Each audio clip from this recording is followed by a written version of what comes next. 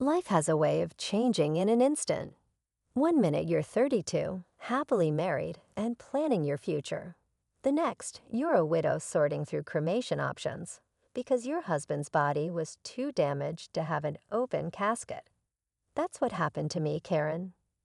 6 months ago, my husband James died in a car accident that left me drowning in grief and struggling to find my footing in this new reality. The first few weeks were a blur of funeral arrangements, endless phone calls, and sleepless nights. If it wasn't for my parents stepping in to handle most of the funeral details, I'm not sure how I would have managed. Karen, honey, we've arranged everything with the funeral home. Mom had said, her voice gentler than I'd ever heard it. You just focus on yourself right now. The support group for people who lost loved ones became my lifeline. Every Tuesday evening, I'd sit in a circle with others who understood the hollow ache in my chest. Some days are harder than others, I shared during one session, my voice barely above a whisper. Sometimes I wake up and for a split second, I forget he's gone. Maria, another group member who lost her husband 2 years ago, reached over and squeezed my hand. That's normal, sweetie. The grief comes in waves. As the months passed, I started dealing with practical matters. James had left me well provided for. Our house in the suburbs, an apartment downtown, and a substantial bank account. I could have quit my job at the marketing firm, but the thought of sitting alone in our empty house all day made my skin crawl. Instead, I switched to part-time, working just enough to keep my mind occupied. The most surprising change came in my relationship with my parents. Growing up, I'd always felt like an afterthought compared to my younger sister, Sarah. They never missed her dance recitals or school plays, while my academic achievements barely warranted a congratulations. But after James's death, something shifted.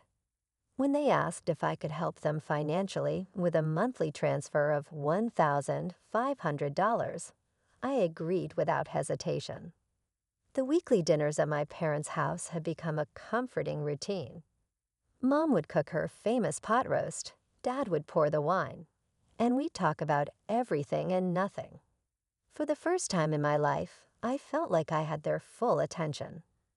Karen, tell us more about that new project you're working on, Dad would say, actually interested in my work for once.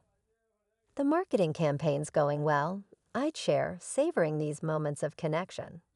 My boss thinks it might bring in several new clients. But everything shifted the night Sarah joined us for dinner.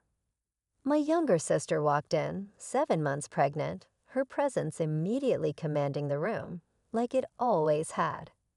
She'd been living in a rented apartment across town, and I hadn't seen her since James's funeral. Sarah, sweetie, sit here, Mom fussed, practically pushing me aside to make room for her favorite daughter. Do you need another pillow? Are your feet swollen? Just like that, I became invisible again. It was like watching a switch flip. Suddenly, all their attention was laser-focused on Sarah and her pregnancy. The familiar ache of being overlooked settled back into my chest, an old friend I'd foolishly thought I'd left behind. So who's the father? I asked during dinner, trying to join the conversation. Have you told him about the baby? Sarah's face darkened. That's my business, she snapped, pushing her peas around her plate.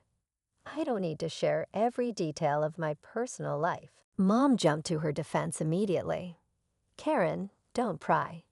Your sister doesn't have to explain herself to anyone. I couldn't help but notice how different this response was from when I was going through fertility treatments. Back then, they'd had no problem demanding updates and offering unsolicited advice about my personal life. But how are you planning to manage on your own? I pressed during another dinner, watching her heap seconds onto her plate. Babies are expensive. Sarah waved her hand dismissively, that familiar smirk playing on her lips. Don't worry about my baby. We won't need anything from anyone. I've got it all figured out. I should have paid more attention to that mysterious smile, but I'd seen it too many times before. Sarah was always cooking up get-rich-quick schemes that never panned out. The organic smoothie business that lasted 2 weeks, the life coaching certification she never finished, the cryptocurrency investment that lost her 3 months' rent. "Trust me," she said, patting her belly with an air of confidence that should have set off alarm bells. "This time everything is going to work out exactly as planned." Dad beamed at her like she'd just announced a cure for cancer. That's my girl, always landing on her feet. I took another bite of pot roast, trying to swallow down the familiar feeling of being second best. Some things never change, I thought, watching my parents hang on Sarah's every word. The call from Sarah came on a Tuesday morning. I was at my desk reviewing marketing reports when my phone lit up with her name. I almost let it go to voicemail. Our conversations were usually brief and awkward, but something made me answer. Karen, her voice had that sugary sweetness she only used when she wanted something. "I'm having my baby shower next weekend at Mom and Dad's. I'd really love it if you could come." The invitation caught me off guard. The last real conversation we'd had was at James's funeral, and even then, she'd seemed distracted and uncomfortable. "Are you sure?" I asked, unable to hide my surprise. I could count on one hand the number of times Sarah had voluntarily included me in anything. Of course, she laughed, the sound oddly forced. "You're my only sister. It wouldn't be right without you. Plus, I have something special planned." Something in her tone made my stomach clench, but I pushed the feeling aside. "I'll be there," I promised, already mentally listing possible gift ideas. Maybe this was her way of trying to bridge the gap between us. The following Saturday, I arrived at my parents' house carrying 2 carefully wrapped packages, a high-end baby monitor and a handmade blanket. Despite our differences, this was my future niece or nephew. The place looked like a pastel explosion had hit it, pink and blue balloons everywhere, streamers hanging from every surface, and a towering diaper cake centerpiece. Trust Sarah to turn this into an event. She'd invited what looked like half the town. Aunt Margaret was there with her daughters, Mom's bridge club friends occupied the sofa, and Sarah's old college roommates clustered around the punch bowl, giggling over some shared memory. "Time for games," Sarah announced, wading through the crowd in a flowing maternity dress that probably cost more than my monthly rent. She was glowing, but there was something predatory in her smile that made me uneasy. Her eyes kept finding mine across the room, holding my gaze a beat too long. We played all the traditional baby shower games, measuring Sarah's belly with string, guessing the baby's birth date, and that horrible melted chocolate bar and diaper game. I won the belly measuring contest, which seemed to irritate Sarah more than it should have. Throughout it all, she kept shooting these strange looks my way, like she was waiting for something. After the gifts were opened, Sarah lingered over each onesie and baby gadget with theatrical enthusiasm. She reached my presents. She held up the blanket, running her fingers over the intricate pattern. Then she clinked her glass for attention. The room fell silent, and my heart started racing for no reason I could name. The air felt suddenly thick, hard to breathe. "I want to thank everyone for coming today," she began, one hand resting on her swollen belly. "But there's something else I need to share. I think it's time everyone knew who the father of my baby is." My heart started pounding. Sarah's eyes locked onto mine, and in that moment I knew. I knew before the words left her mouth, but that didn't lessen the impact. "The father," she said, her voice ringing through this suddenly silent room, "is James Wilson, Karen's late husband." The world tilted sideways. Through the roaring in my ears, I could hear gasps and whispers from the guests. Aunt Margaret's hand flew to her mouth. Sarah's college friends huddled closer together, whispering frantically. But what hit me hardest was the lack of surprise on my parents' faces. They had known all along. Before I could process what was happening, Sarah was already speaking again, her voice dripping with satisfaction as she turned to face me directly. As James's baby is his only heir, I'm entitled to half of everything he left you. Karen, the house, the apartment, the money. My child deserves their father's inheritance. The room spun. I gripped the back of a chair to steady myself, but then Mom and Dad stepped forward, flanking Sarah like bodyguards. Karen, Dad said, using his stern business voice, "You need to do the right thing here.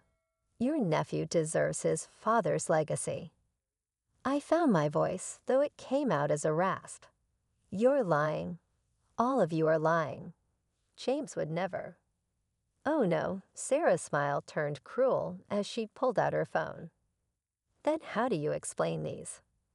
She held up the screen, and my world collapsed all over again. There they were, James and Sarah, wrapped in each other's arms, kissing in what looked like a hotel room.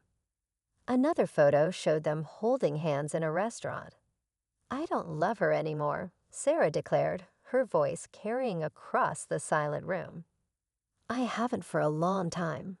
We'll tell everyone after the divorce. You're the only one I want to be with. I can't wait to start our life together." Message after message appeared on my screen, each one a fresh knife in my heart. The timestamps showed conversations going back months. My husband and my sister plotting their future while I underwent fertility treatments, believing I was the problem in our marriage. I spent that night pacing through my house, touching James's things, and wondering if everything about our life together had been a lie. The first call from my parents came at 7:00 a.m. sharp. I let it ring 4 times before answering. "Karen, you need to be reasonable about this," Dad started, not even bothering with a greeting. "The sooner you agree to split the inheritance, the easier this will be for everyone." The casual arrogance in his voice made my blood boil. Easier for whom? For Sarah, for you, for all of us. Mom chimed in. I was on speakerphone. "You don't want this to get messy, dear," she said softly. The word came out as barely more than a whisper. "When did you know about them?" There was a pause, the kind of hesitation that tells you everything you need to know before a word is spoken. We've known for a while," Mom finally admitted. "James confided in us about 6 months before, well before the accident." The timeline hit me like a physical blow. 6 months. They'd known for 6 months, and still, they let me cry on their shoulders at his funeral. Still, they accepted my money every month while knowing what he and Sarah had done. Traitors, the word felt cold and final on my tongue. "All of you." I hung up and blocked their numbers. My hand shook as I opened my banking app, but I didn't hesitate to cancel the monthly transfer to their account. Let them ask their precious Sarah for money. 2 weeks passed in a fog of missed calls and ignored text messages. Then came Sarah's email. She'd sue me if I didn't voluntarily give up half of everything. The word voluntarily had never looked so much like a curse. I couldn't bear to reply. I couldn't bear to think about James's betrayal, about how many people must have known, must have seen them together while I remained oblivious. The whispers at work became unbearable. Pitying looks from some colleagues, barely concealed smirks from others. Tom, my boss and one of the few true friends I had left, called me into his office after I broke down in the middle of a client meeting. "Take some time off," he said gently, "paid or unpaid, whatever works for you. Your job will be here when you're ready to come back." I nodded gratefully and packed up my desk that same day. The next few weeks blurred together as I became a hermit in my own home. I had groceries delivered, ignored the doorbell when it rang, and spent hours staring at old photos. trying to spot the signs I must have missed. Every happy memory now felt like a mockery. Every moment of our marriage tainted by the knowledge that he had been living a double life with my own sister. The news came via Facebook. Sarah had given birth to a boy. The photo showed her beaming in a hospital bed, our parents hovering proudly over their new grandson. The baby was wrapped in the cream-colored blanket I had knitted for the shower, which felt like a deliberate jab. I closed the app before I could read the comments, but not before noticing she'd named him James Jur. A week later, the court summons arrived in a thick manila envelope. My hands trembled as I opened it, already knowing what I'd find inside. Sarah was suing for half of everything James had left me, claiming her son's right to his father's inheritance. The legal language was cold and precise, laying out her demands in stark black and white. She wanted the house, half the money, and partial ownership of the downtown apartment. I spent 3 days researching lawyers before settling on Richard Martinez, who came highly recommended for handling complex inheritance cases. "Miss Wilson," he said, shuffling through the papers on his desk, his expression carefully neutral, "I have to be honest with you. Your sister has compelling evidence of a long-term relationship with your late husband. Text messages, photos, witness statements, including your own parents." He paused, adjusting his wire-rimmed glasses. In inheritance cases like this, proof of an intimate relationship combined with a biological child, well, the courts tend to be sympathetic. I was still processing this devastating news when my phone rang that evening. Unknown number. "Hello, is this Karen Wilson?" A woman's voice asked. It was unfamiliar, but somehow striking a chord of recognition. Something in the cadence, the tone, made my heart skip. "I'm Elizabeth Parker, James's mother." The world tilted sideways. I gripped the kitchen counter for support. "That's impossible," I whispered. "James was an orphan. He told me his parents died when he was young. He grew up in foster care." "Another one of his lies, I'm afraid." Her voice was bitter but not unkind. "Would you be willing to meet with me? There are things you need to know, things that might help you." We arranged to meet at a small cafe downtown the next morning, neutral ground. I arrived early, my stomach in knots, ordered a coffee I couldn't drink, and nearly dropped the cup when she walked in. The resemblance was uncanny. James had her eyes, her smile, even the way she carried herself. She moved with the same fluid grace I'd always admired in him. "I was at the funeral," she said, after we'd settled into a corner booth, far from curious ears. "Back row, black dress and veil. I couldn't bring myself to approach you then. James and I hadn't spoken in years." I remembered her suddenly, the solitary figure who'd slipped out before the service ended. I'd been too lost in my own grief to wonder who she was, but now the memory crystallized with perfect clarity. The elegant woman in black, standing apart from the other mourners, her face hidden behind a dark veil. "Why are you coming forward now?" I asked, trying to keep the suspicion out of my voice. After all the recent revelations about James, I found it hard to trust anything, or anyone, connected to him. Elizabeth reached into her handbag and pulled out a manila envelope, worn at the edges as if it had been carried around for a long time. "Because I've heard about what your sister is claiming," she said. "And because, despite everything, I can't let another woman suffer from my son's lies." Her fingers trembled slightly as she slid the envelope across the table. With trembling hands, I opened the envelope Elizabeth had given me. Inside were medical records from Boston General Hospital, dated 10 years ago, about a year before James and I got married. My eyes scanned the document, and I felt the blood drain from my face. Asterisk complete azoospermia. Permanently sterile. No possibility of natural conception asterisk. The clinical terms jumped out at me, each one a fresh blow. James had these tests done when he was 25, Elizabeth explained softly. He was devastated by the results. It was one of the last things we discussed before our falling out. I couldn't speak. All those years of fertility treatments, the endless doctor's appointments, the hormone injections, the tears, and self-blame. It had all been a cruel charade. The courtroom was packed on the day of the hearing. Sarah sat in the front row, cradling baby James Jr., while our parents flanked her protectively. She dressed the part of a grieving, almost widow perfectly. Demure black dress, minimal makeup, practiced look of sorrow. When she took the stand, she played to the gallery masterfully, tears glistening in her eyes as she described her great love with James. "All I want is what's fair for my son," she declared, her voice breaking. "He deserves his father's legacy."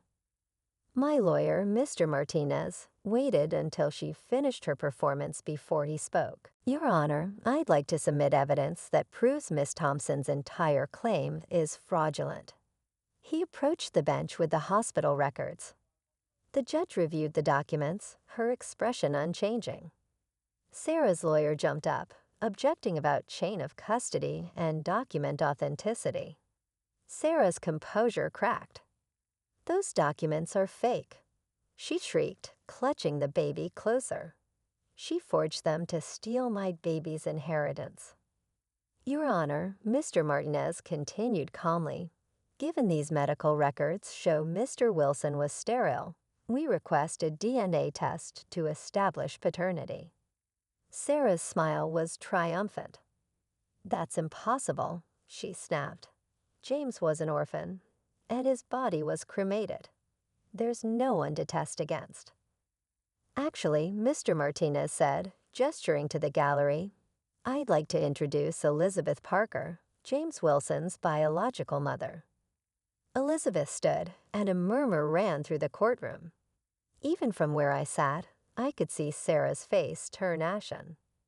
"I'm willing to submit to a DNA test," Elizabeth announced clearly, "to determine if this child is my grandson." The judge nodded. "DNA testing is ordered. We'll reconvene when the results are available." Sarah swayed slightly in her seat, all color drained from her face. Our mother rushed to support her, shooting me a venomous look. But for the first time since this nightmare began, I felt hope. The courtroom was silent as the judge opened the envelope containing the DNA test results. Sarah sat rigidly in her chair, the baby sleeping peacefully in her arms, unaware of the drama unfolding around him. "The results conclusively show," the judge announced, her voice clear and firm, "that there is no genetic relationship between the minor child and Mrs. Elizabeth Parker. Therefore, it can be concluded that James Wilson was not the father of this child." A collective gasp filled the room. Sarah's face crumpled as she began to sob, mascara running down her cheeks. "Miss Thompson," the judge's voice had turned stern, "would you care to explain why you perpetrated this fraud upon the court?" Sarah clutched the baby closer, her voice barely above a whisper. "I was seeing several men at the time. When James died and was cremated, I thought no one would ever know. He had money, and I needed some. So you attempted to defraud your own sister." The judge's disapproval was palpable. "Used your parents as unwitting accomplices in this scheme." "I just wanted security for my baby," Sarah whimpered, but her performance had lost its power. Even our parents looked stunned, finally realizing the extent of her deception. The judge's ruling was swift and unequivocal. "This court finds in favor of the defendant, Karen Wilson. All claims to Wilson's estate by Sarah Thompson are dismissed." With prejudice, the judge concluded, "Miss Thompson, you're fortunate that Mrs. Wilson hasn't pressed criminal charges for attempted fraud." Outside the courthouse, my parents approached me. Mom was crying, and Dad looked older than I'd ever seen him. "Karen, sweetheart," Mom reached for my hand. We had no idea Sarah was lying. We can make this right. We've been struggling since you stopped the monthly transfers. I held up my hand. Don't. Just don't. I pulled out my phone, blocked their numbers right there, and walked away without looking back. Elizabeth was waiting by my car. "Are you okay?" she asked softly. I surprised myself by laughing. You know what? I think I actually am. Or I will be. I took a deep breath. I've been thinking about that apartment downtown that James left me. I never liked it. Too many memories. But maybe you'd like it. Her eyes widened. Karen, no, I couldn't possibly. Please, I insisted. You gave me back my life with those medical records. Let me give you something in return. When I handed her the keys a week later, she broke down crying. I never thought I'd have a daughter, she whispered as she hugged me. That was 3 months ago. My family still tries to reach me through mutual friends and distant relatives, but I've cut those ties too. Sarah sent a letter claiming she's changed, that she's sorry, and that she needs help with the baby. I threw it away unopened. Instead, I have weekly dinners with Elizabeth. We're getting to know each other, sharing stories about James, the good and the bad. She's helping me see that, while he wasn't the man I thought he was, that doesn't invalidate all the happy moments we shared. Yesterday, I finally packed away James's remaining things. Elizabeth helped me donate some to charity and store others in the attic.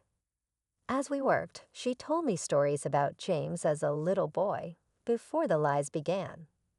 It helped somehow to know that version of him existed. I'm not ready to date yet, but I've started living again.